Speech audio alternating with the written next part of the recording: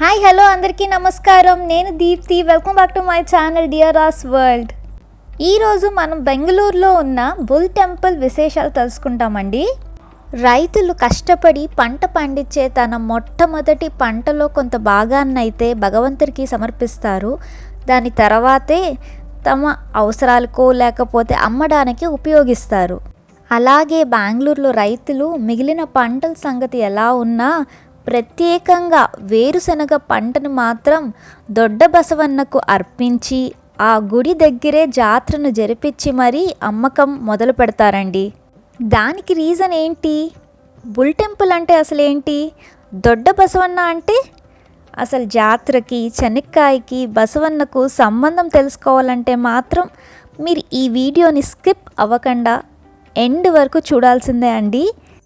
అలాగే మన ఛానల్ని అయితే ఫస్ట్ టైం చూస్తుంటే నా వీడియో మీకు నచ్చినట్టయితే తప్పక మన ఛానల్ని అయితే సబ్స్క్రైబ్ చేసేసుకోండి. పక్కనే ఉన్న గంట సింబల్ని అయితే యాక్టివేట్ చేసుకోండి. అలా చేస్తే నా ఛానల్లో ఏ ఒక్క వీడియో వచ్చినా నోటిఫికేషన్ ద్వారా మీకైతే తెలిసిపోతుంది. ఇంకెందుకు ఆలస్యం, లైక్ చేయండి, షేర్ చేయండి. సో దట్ మరిన్ని వీడియోస్ చేయడానికి నాకైతే ఎంకరేజింగ్గా ఉంటుంది. లేట్ ఎందుకండి, వీడియోనైతే స్టార్ట్ చేసేద్దాము. ఇదే దొడ్డ బసవన్న టెంపుల్. దొడ్డ అంటే కన్నడంలో పెద్ద అని, బసవన్న అంటే నందీశ్వరుడు అని, దొడ్డ బసవన్న అంటే అతి పెద్ద నంది అని అర్థము. మన హిందూ పురాణాల ప్రకారం నందికి ఒక ప్రత్యేకమైన స్థానమే ఉంది. నంది అనగా సంస్కృతంలో సంతోషకరమైన అని అర్థము. నందీశ్వరుడు శివుడు వాహనమే కాదు, పరమ భక్తుడు కూడా. మరి ఇలాంటి నంది విగ్రహాలు చాలానే ఉన్నాయి మన దేశంలో. ప్రధానంగా లేపాక్షి, యాగంటిలో మనం ఈ నందీశ్వరుని అయితే చూడొచ్చు. అయితే ఈ నంది విగ్రహాలు ఆలయంలో అన్ని దేవుళ్ళలాగా ఒక దేవతగా లేకపోతే ఆలయం ప్రాంగణంలో ఉన్నాయి. కానీ ఒక నందికే గుడి కట్టి ఆ గుడిలో నందీశ్వరుడికే ప్రధాన దైవంగా పూజలు చేయడం, ఉత్సవం చేయడం అన్నది ఇక్కడ ప్రత్యేకత. ఇదే మన బెంగళూరులో ఉన్న బుల్ టెంపుల్. ఈ ఆలయాన్ని అయితే 500 ఏళ్ల క్రితం 1537లో విజయనగర సామ్రాజ్యం రాజు కెంపేగౌడ ఈ ఆలయాన్ని ద్రావిడ స్టైల్లో నిర్మించారు. ఇక్కడ నంది విగ్రహం అయితే 15 అడుగుల ఎత్తు, 20 అడుగుల పొడవు అయితే ఉందండి. నందీశ్వరుడికి పూజలు అలంకారాలు చేయాలన్నా ఎత్తైన నిచ్చెన లాంటి వేదిక మీద నుంచి చేస్తారు. ఈ నందీశ్వరుడు ఎన్నో సంవత్సరాల నుంచి బొగ్గు నూనెలతో పూజలు చేయడం వలన గోధుమ కలర్లో ఉండే నందీశ్వరుడి విగ్రహము నల్లగా నునుపుగా మారిందని అంటూ ఉంటారు. ఈ బుల్ టెంపుల్ని కన్స్ట్రక్ట్ చేయడానికైతే ఒక పెద్ద కథే ఉందండి. ఆ కథనైతే ఇప్పుడు చెప్పుకుందాము. ఈ స్థల పురాణంలో ఇప్పుడుండే చుట్టుపక్కల ప్రాంతాలన్నీ సంకనహళ్ళి, మావళ్ళి, గుట్టళ్ళి ఇవన్నీ ఒకప్పటి పల్లెలు. ఇక్కడ వేరుశనగ పంట చాలా అద్భుతంగా పండేదంట. ఒక సంవత్సరం బాగా వానలొచ్చి పంట కూడా బాగా పండింది. ఒకరోజు పొలంలో రైతులు పని చేసి ఆదమరిచి నిద్రపోయారంట. ఆ రోజు పౌర్ణమి కూడా. ఆ రాత్రి ఒక ఎద్దు వచ్చి పంట పొలాలన్నిటినీ తొక్కేసింది. పక్క రోజు రైతులు నాశనమైన పొలాన్ని చూసి బాధపడ్డారు. అలా ప్రతి పౌర్ణమికి ఇలా జరిగేదట. రైతులందరూ ఒక నిర్ణయానికైతే వచ్చే పౌర్ణమి రోజు కాపలా కాసి పంటను నాశనం చేసేది ఎవరు అని తెలుసుకోవాలనుకున్నారు. అలా ఒక రైతునైతే కాపలా ఉంచారు. ముందులాగే ఎద్దు వచ్చి పొలంలో పంటనంతా తొక్కేసింది. అప్పుడు ఆ శబ్దము విని ఆ రైతు చూస్తే అక్కడ బంగారు రంగులో ఉన్న ఎద్దు అయితే కనపడింది. అప్పుడు ఆ రైతు అందరినీ పిలుచుకొని వచ్చి ఆ ఎద్దుని కర్రతో కొట్టబోయాడు. అప్పుడు ఆ ఎద్దు అక్కడే కూర్చొని రాయిలాగా మారిపోయిందంట. అప్పటి నుంచి ఆ నంది విగ్రహము పెరగడం మొదలుపెట్టింది. దాంతో రైతులు శివుణ్ణి ప్రార్థిస్తే నంది తలపైన సుత్తితో ఒక చీలను కొట్టి త్రిశూలాన్ని పెట్టారు. దానితో ఆ నంది పెరగడం ఆగిపోయింది అని అంటూ ఉంటారు. నంది తలపైన ఉన్న త్రిశూలాన్ని ఇప్పటికీ మనం చూడవచ్చు. అప్పటి నుంచి రైతులందరూ తమ పొలంలో పండిన మొదటి పంటను బసవన్నకు నైవేద్యంగా పెట్టడం మొదలుపెట్టారు. అలా మొదలైంది వేరుశనక్కాయ జాతర. ఆ రోజు నుంచి ఈ రోజు వరకు ప్రతి కార్తీక మాసంలో ఆఖరి సోమవారం రోజు ఈ శనక్కాయ జాతరనైతే ఇక్కడ జరుపుతారు. దీన్నే కన్నడలో కడలకాయ పరిసే అంటారు. కడలకాయ అంటే వేరుశనక్కాయ, పరిసే అంటే జాతర అండి. కాలక్రమేణా ఇదే ఉత్సవంగా జరగడం మొదలైంది.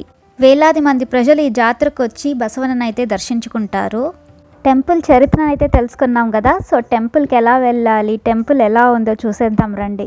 ఈ టెంపుల్ యొక్క ఎంట్రన్స్ అయితే ఇదేనండి, మెయిన్ ద్వారము. ఇలా స్ట్రైట్ మనం వెళ్తే కార్లో కూడా పైకి వెళ్ళిపోవచ్చు, లేదు అంటే ఇలా మెట్ల ద్వారా కూడా మనం నడుచుకుంటూ వెళ్ళచ్చు. చూసారు కదా, ఎంట్రన్స్లోనే ఎద్దుకుండే కొమ్ముల్ని ఇలా డిజైన్ చేశారు. ఇదేనండి బిగ్ బుల్ టెంపుల్కి దారి. మనం ఇలా మెట్ల ద్వారా పైకి వెళ్ళిపోవచ్చు. కొండపైన కన్స్ట్రక్ట్ చేశారు టెంపుల్ని అయితే. 60 మెట్లు ఉంటాయి అంతేనండి. ఈ ఆలయం పక్కనే మనకి పార్క్ కూడా ఉంటుందండి. అంతా రాళ్ళు చెట్లు ఎక్కువగా ఉంటాయి, అందుకనే బ్యూగల్ రాక్ అనే పేరు కూడా వచ్చింది ఈ పార్క్కి. ఇక్కడ మనం అంతా చూడొచ్చు. జాతరకి సంబంధించిన విగ్రహాలంతా ఇక్కడ చాలా బాగా డిజైన్ చేశారు. మనం ఇలా ఈ బొమ్మలనంతా చూస్తూ పైకి వెళ్ళిపోవచ్చండి. సో మనం నడుచుకుంటూ వెళ్తేనే మనకి ఈ సీనరీ అంతా కనపడుతుంది. చాలా బాగా డిజైన్ చేశారు. టెంపుల్ టైమింగ్స్ వచ్చి మార్నింగ్ 6కి ఓపెన్ అవుతుంది, ఆఫ్టర్నూన్ 12:30 క్లోజ్ అయిపోతుంది. తర్వాత ఈవినింగ్ 5:30కి ఓపెన్ అయ్యి 8 దాకా ఉంటుంది. సో మీరు మార్నింగ్ కానీ ఈవినింగ్ కానీ వస్తే మీరు పక్కనే ఉన్న పార్క్ కూడా మీరు చూసుకోవచ్చు. తర్వాత ఈ సీనరీస్ అవన్నీ చూసుకొని టెంపుల్ని విజిట్ చేయడానికి కరెక్ట్గా టైం సరిపోతుందండి. కింద ఒక టెంపుల్ గోపురం కనిపిస్తుంది కదా, అక్కడ వినాయకుడు గుడి కూడా ఉంది. ఆ వినాయకుడు కూడా స్వయంభూ అండి, దానికి కూడా ఒక కథ ఉంది. నేను కమింగ్ అప్ వీడియోస్లో అయితే నేను ఆ వీడియో చేస్తాను. సో ఇప్పుడు మనం బసవన్న టెంపుల్కి అయితే వచ్చేసాము. గోపురం కనపడుతుంది కదండి. నేను చెప్పాను కదా, పార్కింగ్ అటువైపు నుంచి వస్తే ఇక్కడ మనం పైన పార్కింగ్ చేసేసుకోవచ్చు. 2 వీలర్ కానీ 4 వీలర్ కానీ. చాలా స్పేషియస్గా ఉంటుంది ప్లేస్ ఇక్కడ పార్కింగ్కి.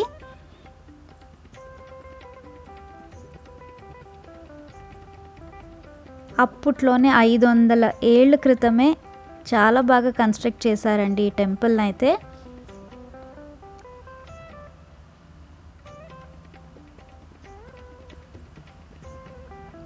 మనం టెంపుల్ లోపలికి అయితే ఎంటర్ అయిపోతున్నాము. లోపల యాక్చువల్లీ ఫోటోగ్రాఫ్స్ నాట్ అలౌడ్ అండి. నేనైతే కొంచెం దూరం నుంచే తీశాను.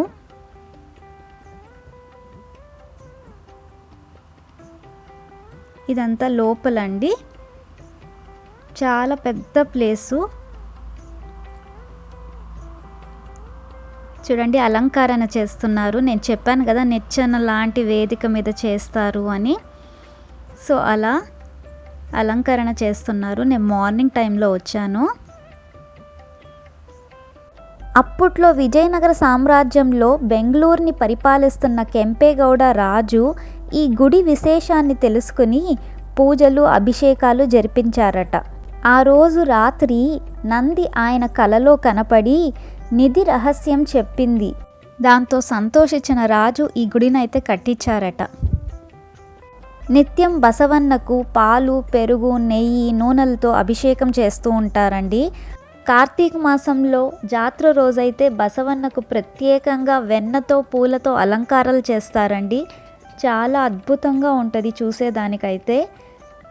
మన ఇండియాలోనే 2వ అతిపెద్ద బుల్ టెంపుల్ ఇది. ఈ చుట్టుపక్కల ఉండే ప్లేసెస్ అయితే ఇక్కడ మనకి బోర్డులో వేసిండారు. మనకి ఈ గుడి చుట్టుపక్కల చాలా టూరిస్ట్ ప్లేసెస్ అయితే ఉన్నాయండి. చూడండి, total distance travel 3.5 kilometres. Number of places to visit వచ్చి 16 అంట.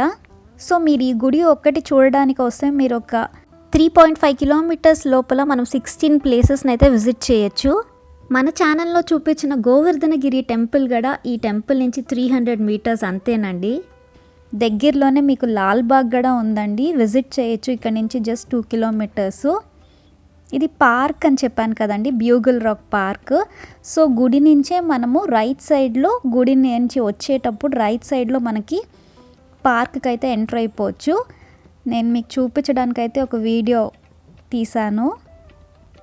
మార్నింగ్ చాలామంది వస్తారు ఎక్సర్సైజ్ చేయడానికి, వాకింగ్కి. చాలా పెద్ద పార్క్ అండి.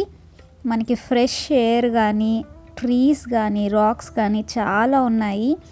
ప్రశాంతంగా చాలా పీస్ఫుల్గా ఉండొచ్చు ఇక్కడ. మనం టెంపుల్ని విజిట్ చేసుకోవచ్చు, అలాగే పార్క్ కూడా విజిట్ చేయొచ్చు. పిల్లలు కూడా హ్యాపీగా ఆడుకోవచ్చండి, టైం స్పెండ్ చేసేయచ్చు ఒక 2 to 3 hours ఈజీగా మనం ఇక్కడ.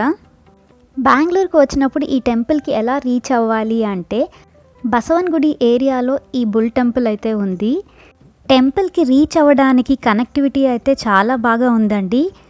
కేఎస్ఆర్ సిటీ రైల్వే స్టేషన్ నుంచి 5 kilometers ఈ టెంపుల్కి రీచ్ అవ్వాలంటే, కెంపేగౌడ ఇంటర్నేషనల్ ఎయిర్పోర్ట్ నుంచి 39 kilometers. మెట్రో నుంచి రావాలంటే మనం గ్రీన్ లైన్ నుంచి నేషనల్ కాలేజ్ స్టేషన్లో దిగితే just 2 kilometers from the station అండి. ఆటోస్ కానీ, బస్సెస్ కానీ ఈజీగా అవైలబుల్ ఉంటుంది. ఈ టెంపుల్కి లోకల్ పీపులే కాదు, టూరిస్ట్ ప్లేస్ కదా అండి. బెంగళూరుకి వచ్చిన ప్రతి ఒక్కరూ బుల్ టెంపుల్ని అయితే విజిట్ చేయకుండా వెళ్ళరు. ఇప్పుడు మనం పార్క్ నుంచి బయటకు వచ్చేసామండి. మనం కార్ నుంచి స్ట్రైట్గా ఇలా వెళ్ళిపోవచ్చు, కార్లో అయితే అని చెప్పాను కదండి. ఆ రూట్లో అయితే నేను కిందకి వెళ్ళిపోతున్నాను. ఇక్కడ మనకి శివ టెంపుల్ కూడా ఉందండి. శివ టెంపుల్, తర్వాత ఆంజనేయ స్వామి టెంపుల్ కూడా ఉంది. సో మనము ఈ 2 టెంపుల్స్ని కూడా దర్శించుకోవచ్చు. డెఫినెట్గా మీరైతే ఈ ప్లేస్ని అయితే విజిట్ చేయండి. Thanks for watching. Like, comment, share and subscribe to my channel. See you soon. Bye bye.